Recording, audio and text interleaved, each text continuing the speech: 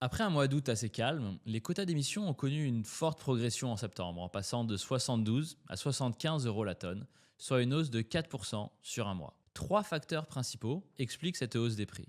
Premièrement, la date de mise en conformité pour les émissions de l'année 2024 était le 30 septembre 2025. Des acteurs plus petits ou moins organisés ont souvent besoin d'acheter des quotas à la dernière minute pour se conformer à leurs obligations. Cela entraîne une forte demande supplémentaire et donc une pression à la hausse sur le prix. Ensuite, les acteurs financiers anticipent une très forte tension entre l'offre et la demande à partir de 2026, mais surtout 2027.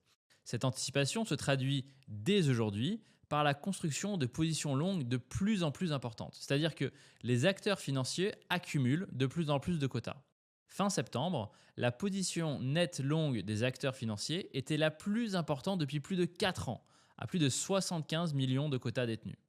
Cette anticipation s'explique à la fois par la décroissance programmée de l'offre qui s'accélère dans les années à venir et la part croissante des acteurs industriels dans la formation de la demande par rapport aux énergéticiens.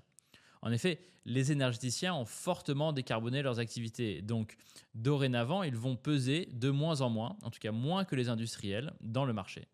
Enfin, troisièmement, les anticipations météorologiques indiquent un hiver froid cette année, avec relativement peu de vent. La consommation énergétique pour le chauffage des bâtiments sera donc assez forte et une production d'énergie renouvelable faible. Un hiver sans vent, c'est un hiver avec peu de production solaire et peu d'éoliennes. Bien sûr, plein d'autres facteurs jouent dans les variations quotidiennes du prix et dans les projections à moyen terme. Alors, on vous explique tout dans notre rapport mensuel sur le cours des quotas disponible pour nos clients. À très vite.